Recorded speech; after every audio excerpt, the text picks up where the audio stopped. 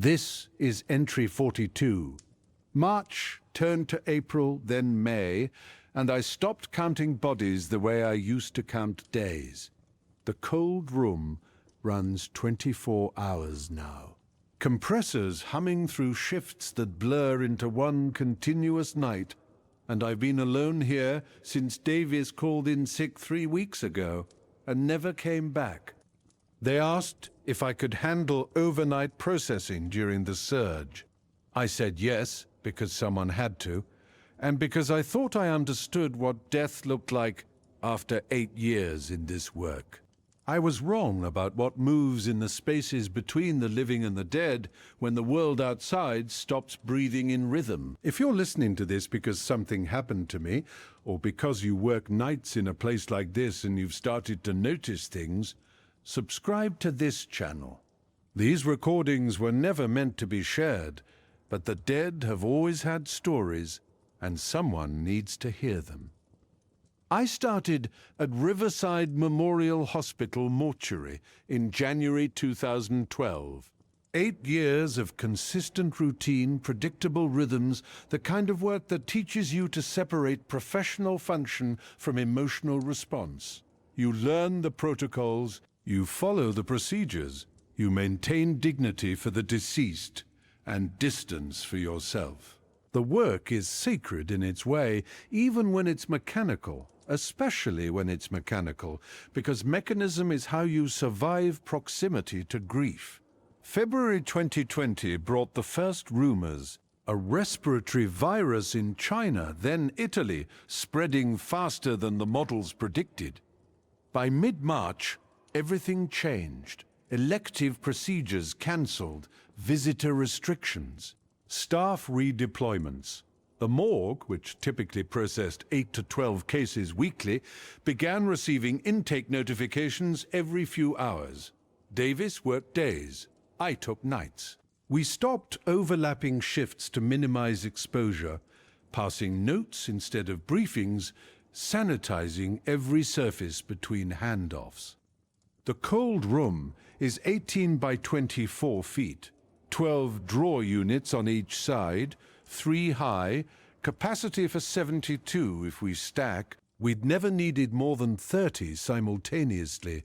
By April 7th, we had 61. The compressors ran constantly, laboring against the thermal load, producing a mechanical drone that became the baseline sound of my shifts. You learned to hear variations in that drone the way a mechanic hears engine trouble, small shifts in pitch or rhythm that signaled failing components or maintenance needs. I kept a voice recorder because the written log couldn't capture everything I needed to document: procedural deviations, equipment concerns, intake patterns. The recorder sat in my lab coat pocket, small enough to forget, heavy enough to notice when I moved. I'd dictate observations between tasks, clinical notes spoken into the empty room, my own voice keeping me company through the hours when the hospital above fell silent and I was alone with the work. Entry 1 was March 19th. Standard intake procedures, personal protection protocol updates, notes on the increasing volume, professional observations, measured tone. The voice of someone who still believed this was simply a surge that would peak and recede like others before it. Entries 2 through 15 followed the same pattern, routine documentation expanding to fill the silence, the recorder becoming a witness to the systematic processing of death at industrial scale. Entry 16, April 2nd, marked the first deviation. I noted it because documentation was habit, but I didn't think it meant anything beyond fatigue and stress playing tricks on perception. The cold room door, which I'd secured at 11:45 after final intake, was standing open at 1:17 when I returned from the staff bathroom. Not wide open, just unsealed, the magnetic latch disengaged, cold air bleeding into the corridor and triggering the temperature alarm that brought me back. I checked the surveillance timestamp later. No one entered the corridor between 11:45 and 1:17. The latch showed no signs of mechanical failure. I tested it 6 times, and it held each time firm magnetic contact, proper seal integrity. I logged it as possible operator error, my own failure to fully secure the door during the last check, fatigue degradation of routine motor memory. Entry 17, 3 nights later. The compressor sound changed at 2:38, not failed, just shifted, a deeper pitch beneath the baseline hum, something that resonated in the chest when you stood near the cold room door. Temperature remained stable, all diagnostics normal. But the sound persisted through the remainder of the shift, low enough that you could almost ignore it, present enough that ignoring it required conscious effort. I checked every drawer during final rounds. Standard protocol when you hear compressor variations, ensuring the load is properly distributed, confirming all seals are intact. Drawer 17, lower left quadrant, was colder than the others. Not malfunctioning cold, just 5 degrees below the standard 38. Cold enough to notice when your gloved hand touched the metal. Cold enough to form heavier frost patterns along the seal line. The case inside had arrived on March 31st. Male, 67, respiratory failure, standard pandemic mortality profile. Nothing unusual in the intake documentation, nothing flagged for special handling or expedited processing. Just another case in the sequence, one of 18 that week, logged and stored according to protocol while we waited for family claims or county processing authorization. Entry 18 documented the first time I heard movement inside the cold room when all drawers were occupied and secured. April 9th, 3:42 in the morning. I was in the preparation room, cleaning instruments after intake processing, the recorder running in my pocket because I'd been dictating supply inventory between tasks. The sound was distinct enough to penetrate the compressor drone, a sustained scraping noise, metal on metal, coming from the cold room 20 feet down the corridor. I stopped moving. The scraping continued for 11 seconds, then stopped. I counted the interval, measuring time against my own heartbeat, because the wall clock seemed to hesitate between seconds. When you work alone through the night in a space designed for the dead, you learn to distinguish between mechanical sounds and something else. Between the building settling and the sound of deliberate movement, I approached the cold room with the recorder active in my pocket and my phone in my hand. Emergency contact pulled up, but not dialed. The cold room door was secured, latch engaged, temperature alarm silent. I opened it slowly, professional procedure overriding the impulse to hesitate, and the cold air rolled out around me carrying the familiar smell of industrial refrigeration and disinfectant. Every drawer was closed, every seal intact. The frost patterns showed no disturbance. I checked the surveillance later during breakfast break, when the sun was rising and the night shift felt like something I could examine from a distance. The cold room camera showed nothing unusual, no movement, no drawer openings, just the static image of secured units and the timestamp advancing second by second through the interval when I'd heard the scraping sound. I listened to my pocket recording during the drive home. The scraping was there, faint but unmistakable, 11 seconds of metal sliding against metal, then silence. Entry 19 was the first time I acknowledged that something was wrong beyond standard explanation. I sat in my car in the hospital lot, recorder in hand, and I spoke the observation I'd been avoiding since April 2nd. The events were correlated. The open door, the temperature deviation, the compressor sound, the scraping noise, not random equipment failures or fatigue-induced perception errors. A pattern was forming, and the pattern centered on the cold room during the overnight hours when I was alone with the dead. Davis called in sick on April 10th and never returned. His wife left a message on the service line 3 days later, brief and strained, saying he was hospitalized with respiratory symptoms and wouldn't be back for the foreseeable future. The department head asked if I could extend to 14-hour shifts, overnight to noon, covering both intake and processing. I said yes, because the alternative was temporary reassignment of staff who had no mortuary training, and that felt like a violation of something essential. The last measure of dignity we could offer when everything else had collapsed into triage and crisis management. The cold room held 70 cases by April 15th.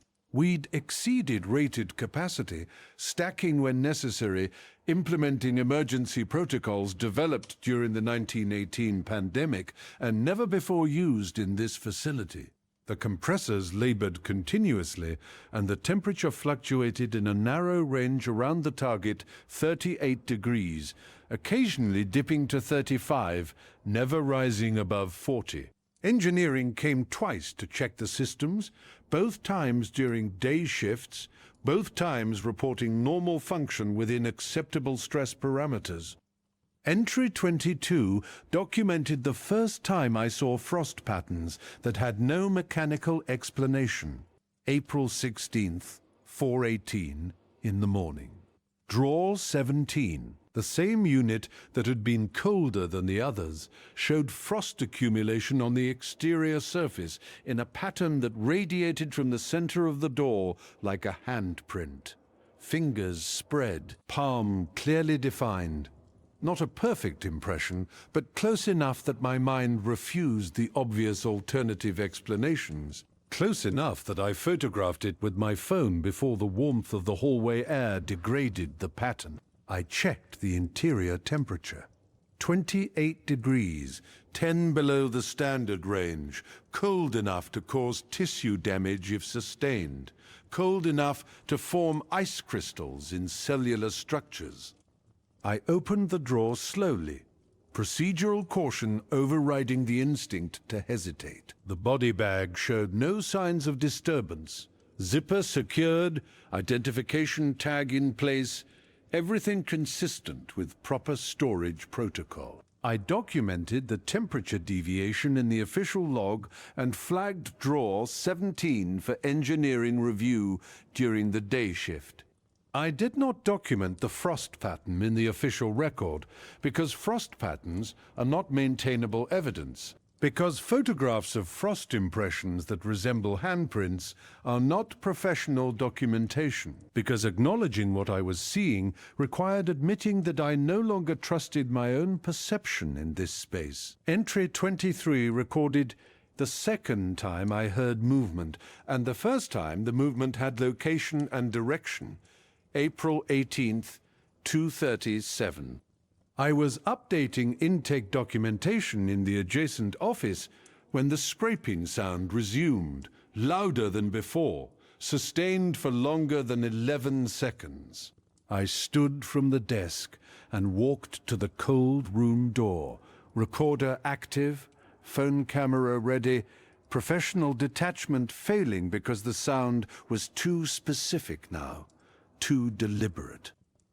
The scraping was coming from inside drawer 17, not from the mechanical components beneath or behind it, not from the compressor system or the air circulation, but from inside the sealed drawer unit itself, metal sliding against metal in a rhythm that suggested effort, repeated attempts, something trying to move against resistance. I pressed my hand against the drawer surface and felt vibration, subtle but unmistakable, the tactile confirmation of movement inside a space that should contain only stillness. The scraping stopped when my hand touched the metal. Immediate cessation, not gradual trailing off, as if whatever was moving inside had registered the contact and stopped in response. I stood there for 43 seconds, hand against the cold metal, waiting for the sound to resume, and the silence that followed felt worse than the scraping because silence means awareness, means something listening, means intelligence. I opened drawer 17 at 2:41. Standard protocol violation, opening a drawer without documented cause.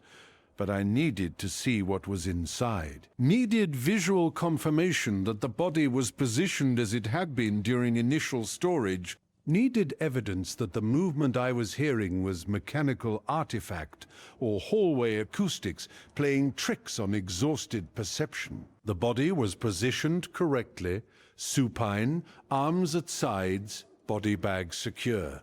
No signs of disturbance or displacement.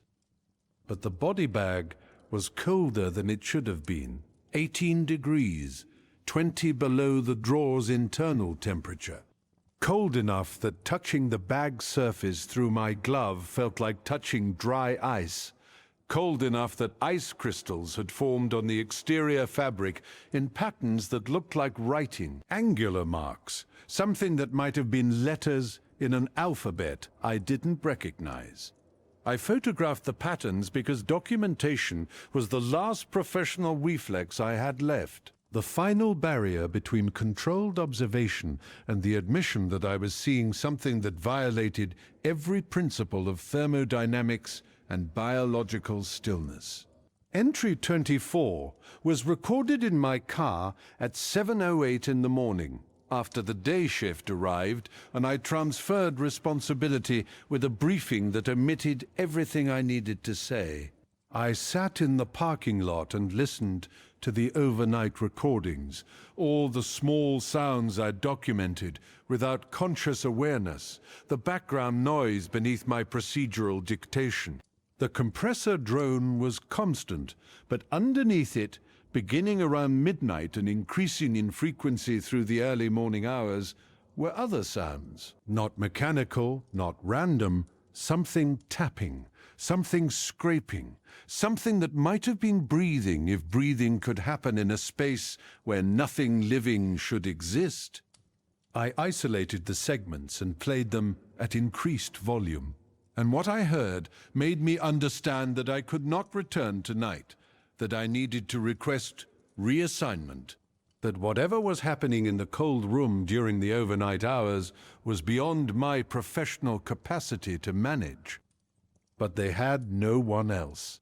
Davis was still hospitalized, his prognosis uncertain.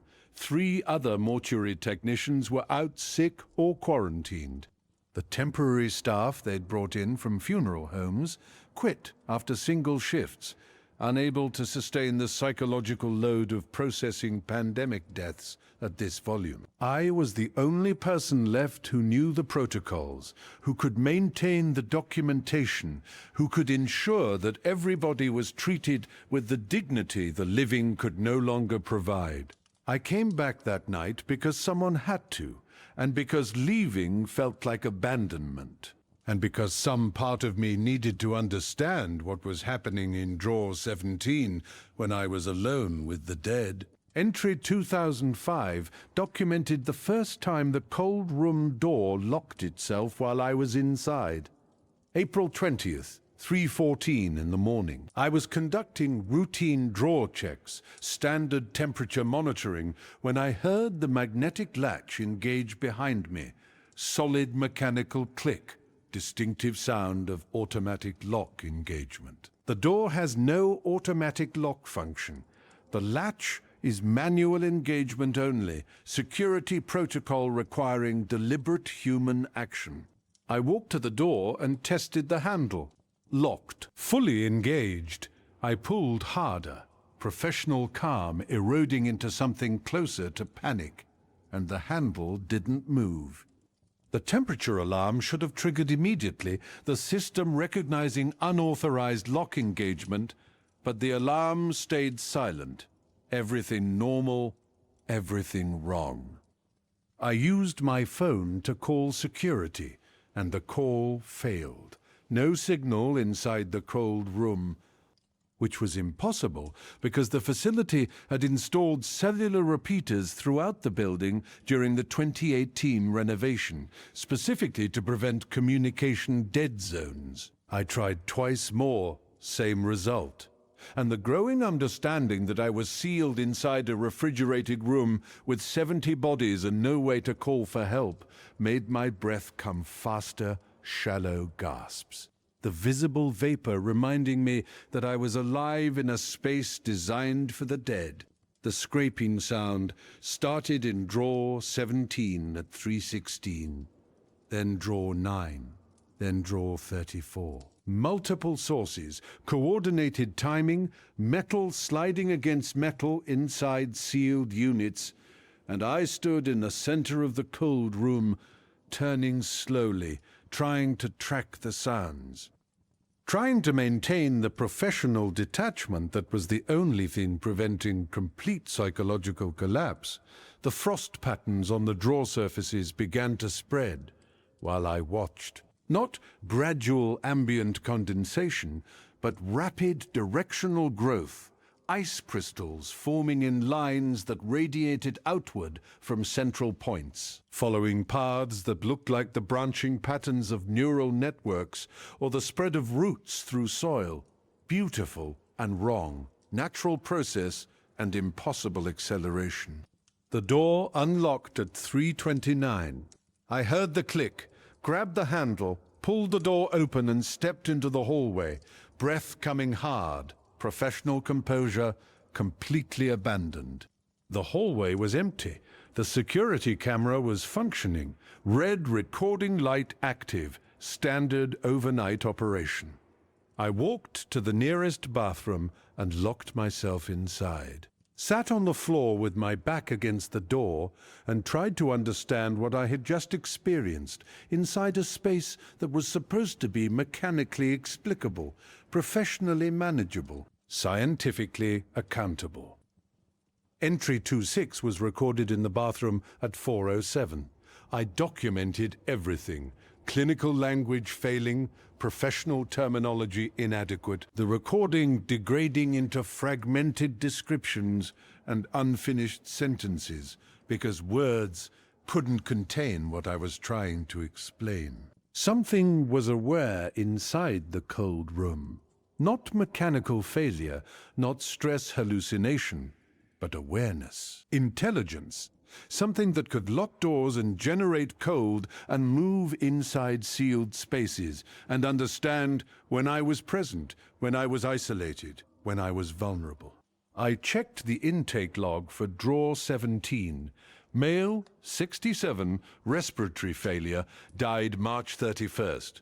Name redacted for privacy, but the case file noted he'd been alone when he died. Isolated in a hospital room under quarantine protocols, no family present, no final words recorded. Death occurring sometime between shift change and morning rounds. Discovered by a nurse making standard wellness checks. Alone in a room, undiscovered for hours, the kind of death the pandemic made common, the erasure of witnesses, the elimination of goodbye.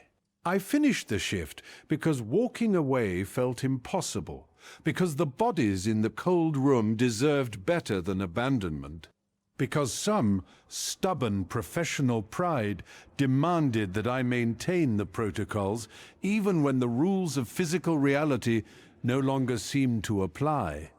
I processed 2 new intakes, updated the documentation, completed the temperature logs, and avoided the cold room except for necessary security checks. Every time I looked through the door window, I counted the drawers that showed unusual frost patterns, and by 6:45, 17 drawers were affected. Entry 27 recorded my attempt to request reassignment during the morning staff meeting. I spoke to the department administrator and the hospital's interim director, both of them exhausted, both of them managing crisis cascades that made individual staff concerns seem trivial against the scale of systemic failure. I explained that I was experiencing difficulty maintaining overnight operations alone, that I needed support or alternative assignment. And they heard stress and fatigue, because those were the only categories they had left for human limitation. They offered a week of paid leave, which I refused, because a week away changed nothing, because whatever was happening in the cold room would still be there when I returned, because the bodies would still accumulate, because Davis was still absent, and the temporary staff was still quitting, and I was still the only person who knew how to maintain dignity in industrial-scale death processing. I accepted an offer of reduced hours, 10-hour shifts instead of 14, overnight coverage only, someone else handling the noon to evening intake. That lasted 2 nights. The evening shift coverage pulled in sick both nights, and both nights I stayed through to noon anyway, processing the accumulating cases, maintaining the logs, managing the cold room that was rapidly becoming the only part of this building I truly understood. Entry 28 was the first recording I made from inside the cold room while the activity was occurring. April 24th, 2:41. The scraping sounds had become constant between 2 and 4 a.m., multiple draws simultaneously, rhythmic and coordinated. I walked into the cold room with the recorder active and my phone camera recording video, documentation becoming defiance, evidence gathering replacing fear with purpose. The sounds were loudest in the lower left quadrant. Draw 17, draw 8, draw 26.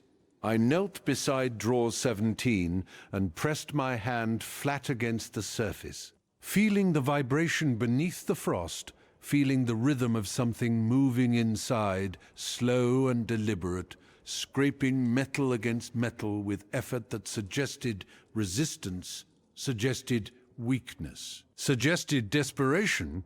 The cold was absolute. Not the mechanical cold of refrigeration, but something deeper, something that penetrated through insulated gloves and institutional layers, something that felt like absence rather than temperature, like the cold of space or deep ocean, cold that existed before heat, before life, before the sun ignited. I spoke to the drawer. Professional detachment abandoned, sanity perhaps negotiable, but isolation and prolonged exposure to horror create their own logic. I said the standard mortuary acknowledgement, the words we use when receiving remains, the formula that affirms dignity: you are known, you are honored, you are not forgotten. The scraping stopped. Complete cessation, all 3 draws simultaneously silent, the cold room returning to baseline compressor hum and the sound of my own breathing. I waited, hand still pressed to the metal, and the silence extended through seconds that felt geological. Time stretching, the present moment becoming elastic, becoming eternal. Then the temperature dropped. Not gradually, not mechanically explicable, but instantly. The cold room temperature plunging from 38 degrees to 18 in less than 30 seconds. The compressor alarm triggered emergency warning temperature deviation beyond safe operating parameters. But the mechanical system wasn't causing the change. It was responding to something else. Something that was generating cold as an expression of presence or need or terrible sustained will. Ice crystals formed on my sleeves while I stood. My breath vapor became thick white clouds obscuring vision, and when I looked at the drawer surfaces, I saw frost patterns forming in shapes that were no longer ambiguous. Handprints, dozens of them, on drawer fronts, on walls, on the ceiling, everywhere, hands pressed against surfaces from the inside, hands seeking contact, hands marking the boundaries of their confinement. I left the cold room at 2:47, door closing behind me, and the temperature normalized within 3 minutes. The compressor settled back to baseline operation. I stood in the hallway reviewing the phone video, and what I saw confirmed what I'd felt, but couldn't see in real time. The frost patterns had formed in sequence, handprint after handprint appearing across the drawer surfaces in waves, all of them the same size, all of them positioned as if someone inside was pressing against the metal, marking their presence, asserting their existence against the stillness we'd imposed. Entry 29 documented my decision to review the security footage from the past 3 weeks, a task I'd avoided because I wasn't sure I wanted confirmation of what I was experiencing. I signed in during the day shift and spent 4 hours reviewing overnight recordings from the cold room camera, the hallway camera, the preparation room camera, watching the empty spaces fill with evidence of things I'd been hearing and feeling, but hadn't fully seen. The cold room camera showed nothing unusual on the surface, no doors opening independently, no visible movement inside the sealed space. But at specific timestamps, the image quality degraded. Developing scan lines and digital artifacts, patterns of interference that occurred only between 2 and 4 a.m., only in the cold room feed, while other cameras maintained perfect clarity. And during those periods of interference, if I enhanced the brightness and increased the contrast, I could see thermal patterns, cold spots appearing on the drawer surfaces, spreading and receding in waves, like breathing, like circulation, like the pulse of something that needed cold, the way living things need warmth. The hallway camera showed me entering and leaving the cold room across multiple nights, time-stamped entries corresponding to my log records. But it also showed something I hadn't noticed while it was happening. My posture changed. Walking into the cold room, I moved normally, professional gait, purposeful stride. Walking out, especially after 3 a.m., I moved differently, slower, head turning, looking back at the door.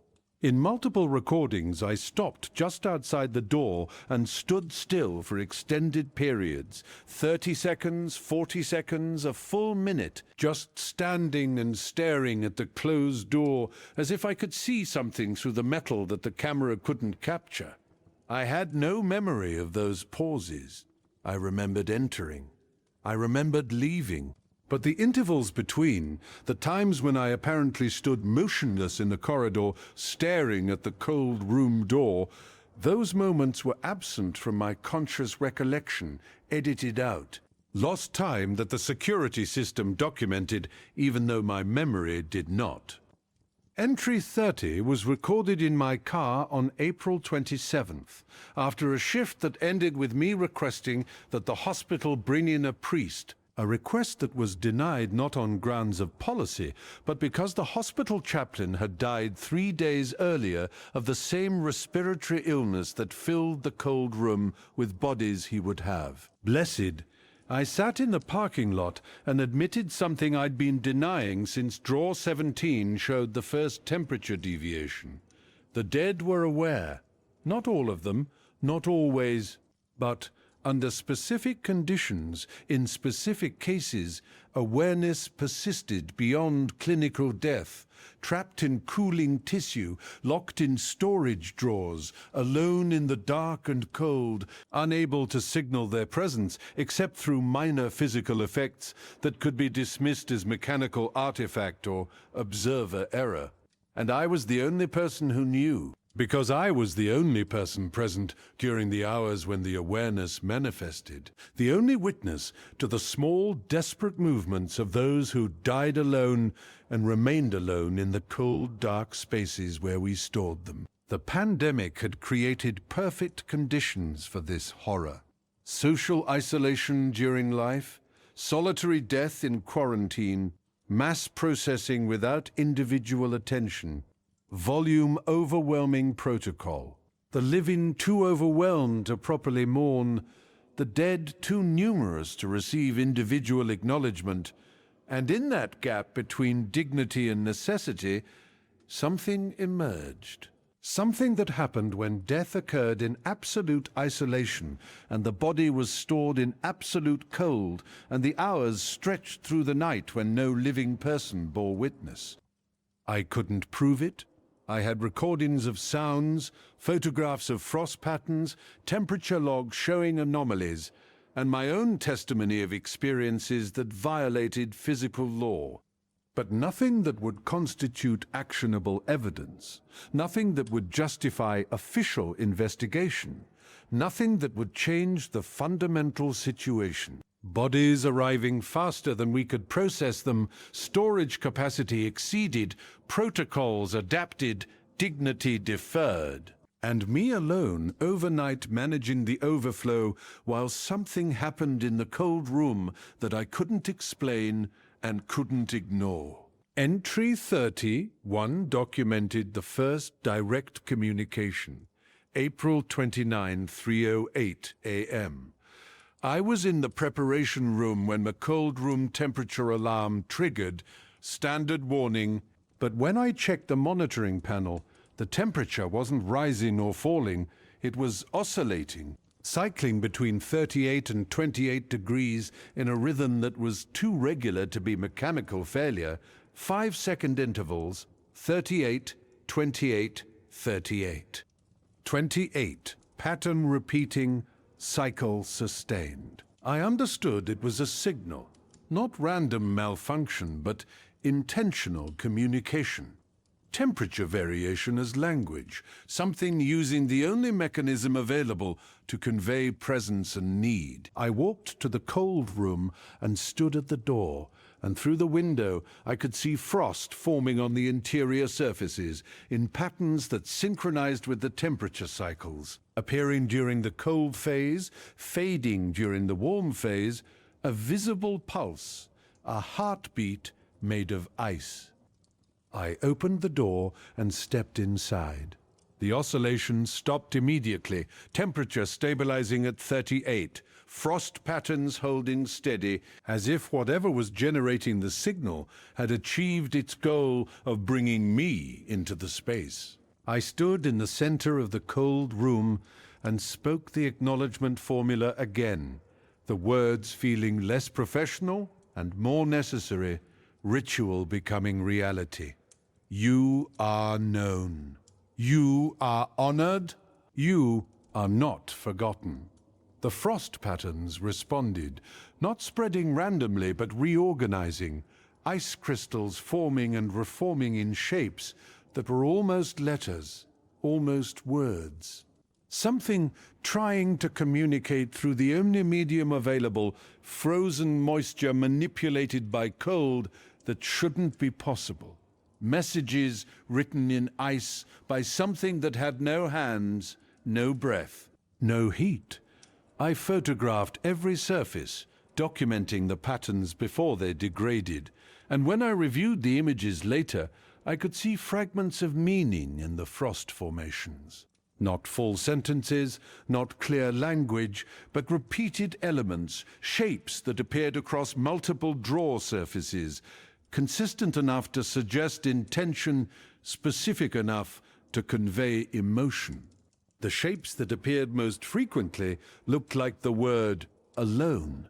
Entry 32 was the last recording I made from inside the cold room, and the last time I entered that space alone during the overnight hours. May 1st, 3:33 a.m. The cold room door was open when I arrived for shift, despite being secured during the previous day shift closeout.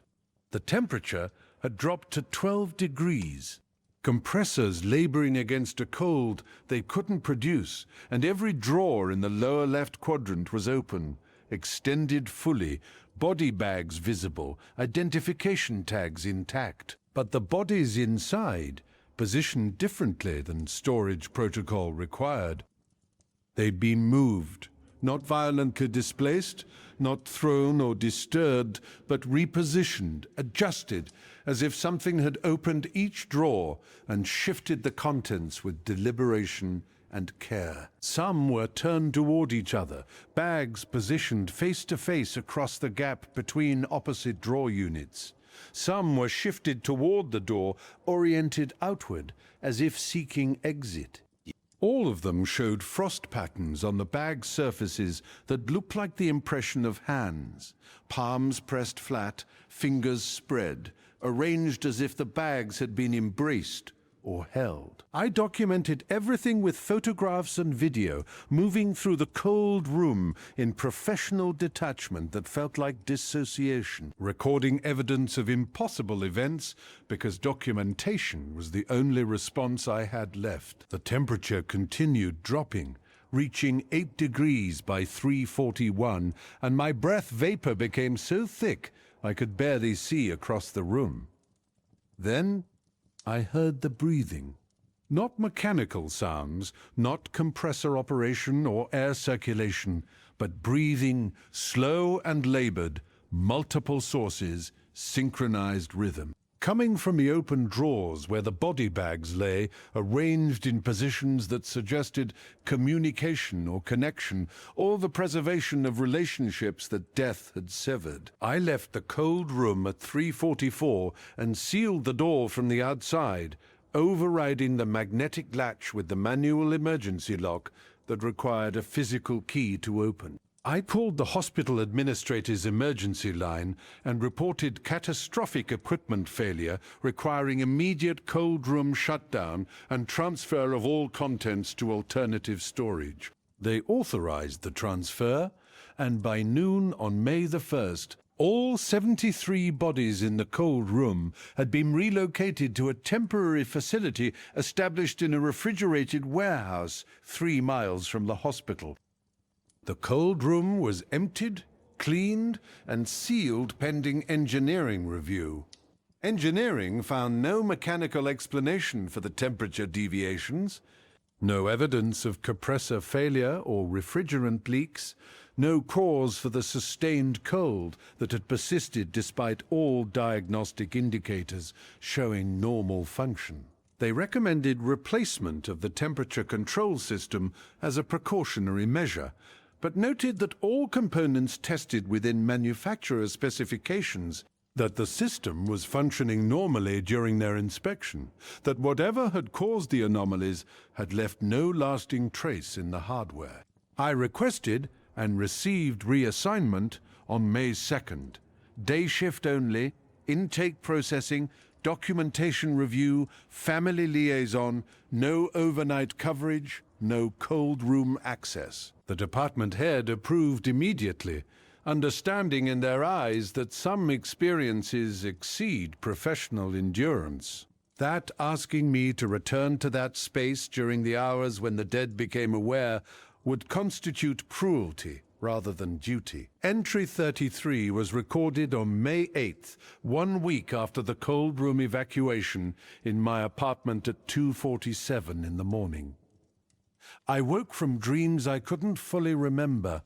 Fragments of cold and darkness and hands pressing against metal, and when I sat up, I saw frost on my bedroom window, forming patterns that I recognized from the drawer surfaces. Crystalline shapes that looked like words, like the same word repeated, alone, alone, alone.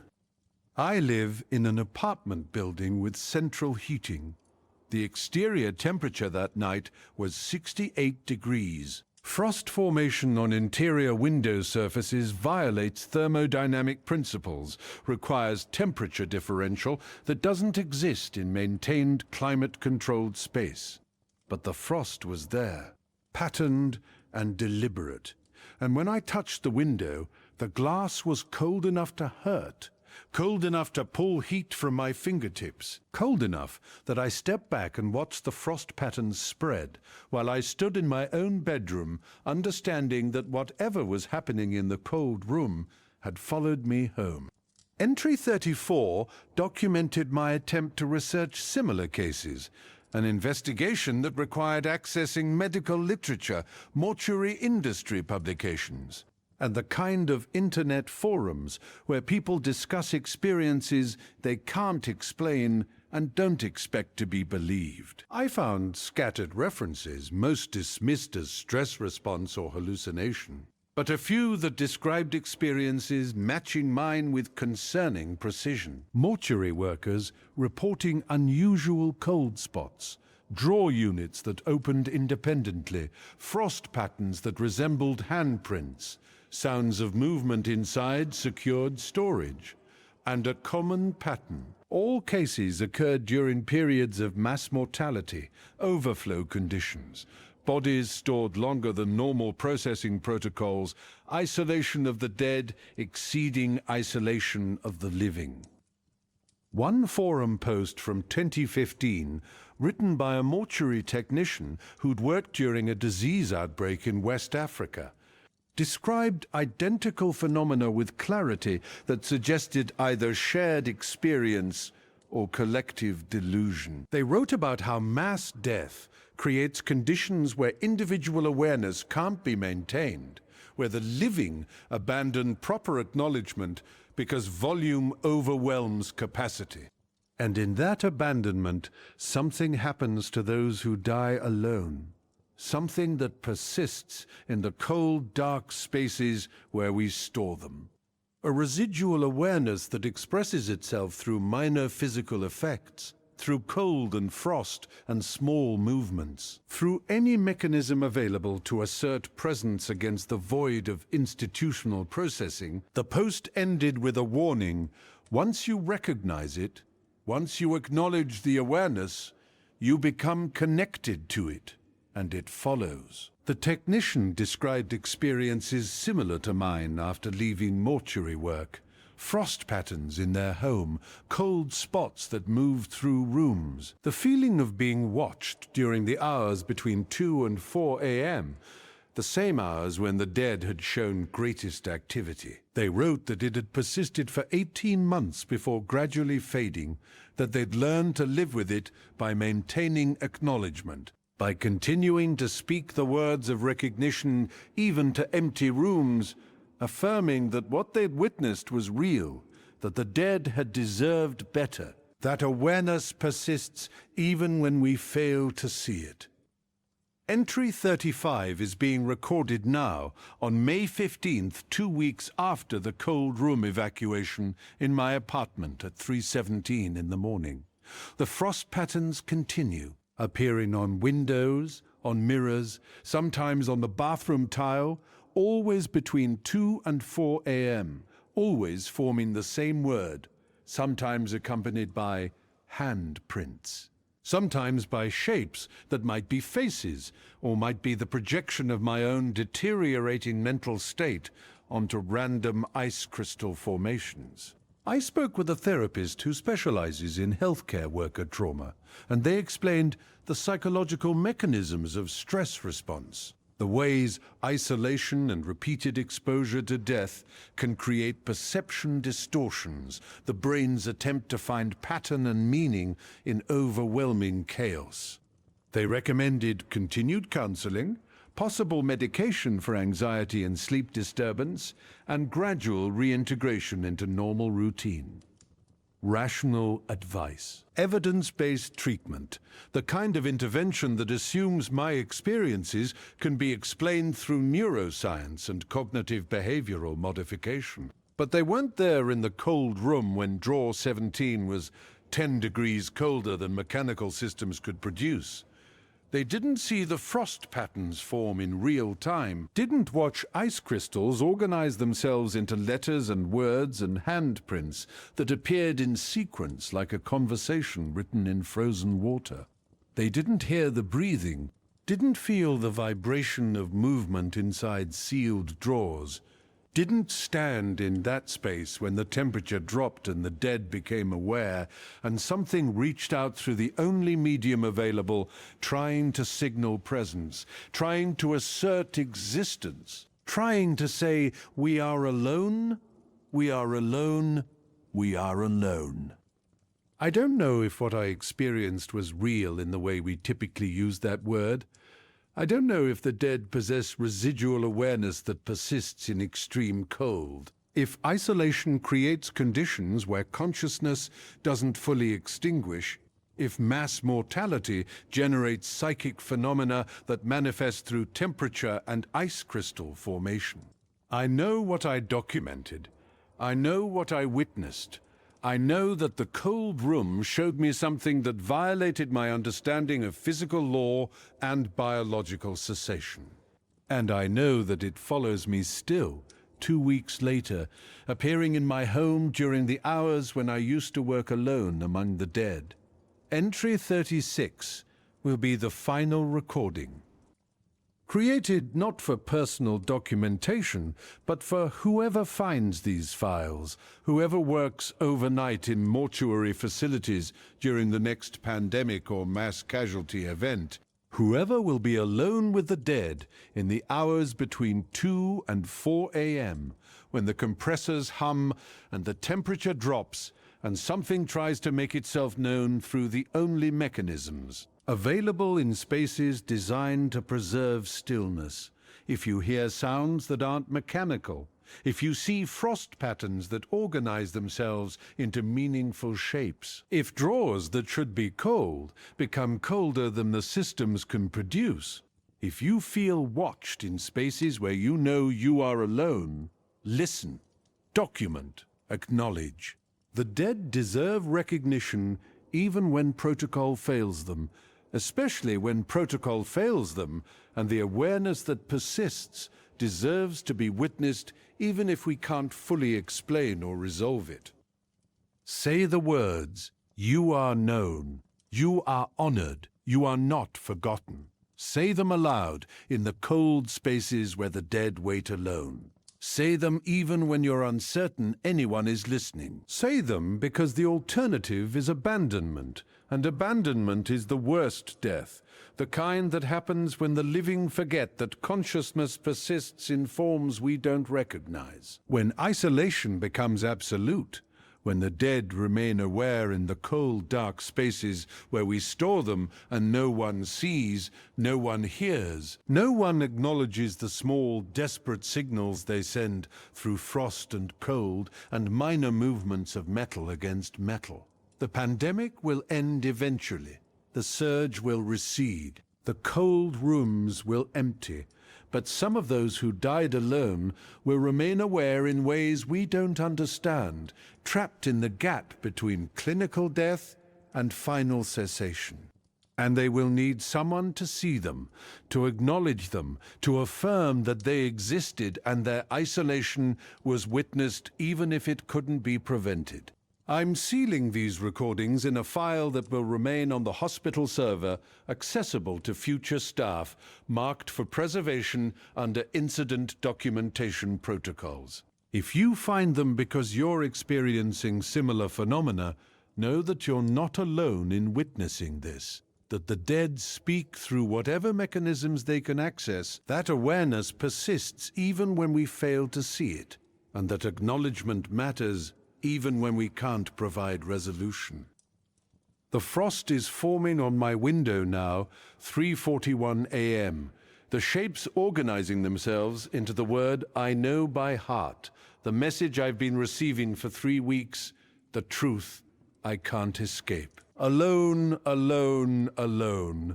But I'm not alone, because whatever survived in the cold room survived with me, followed me home, persists in this space the way it persisted there, aware and seeking acknowledgement and expressing itself through the only language available in a world that doesn't recognize consciousness after clinical death. I speak the words into the darkness. You are known. You are honored. You are not forgotten. And the frost patterns shift, reforming, and for a moment before they fade, they spell something different. 2 words that make me understand this will never end, that what followed me home will remain, that the dead remember those who witnessed them. Thank you. This is the final entry. The cold room is empty now. The bodies have been transferred. The pandemic continues, and I remain connected to what I witnessed, bound to the awareness I acknowledged, carrying the knowledge that death is not the end of consciousness for those who die in absolute isolation, that some part of them persists in the cold, dark spaces where we store them, seeking contact, seeking recognition, seeking to be known even when knowledge provides no comfort and awareness cannot be resolved. If you work in these spaces, remember them, all of them. Even when the protocols fail and the volume overwhelms and the isolation becomes absolute, remember that awareness persists. Remember that they can still be seen if you're willing to look. Remember that acknowledgement is the last gift we can give to those who die alone, and sometimes in the hours between 2 and 4 a.m., when the world is silent and the dead are aware, acknowledgement is the only thing that stands between existence and the void.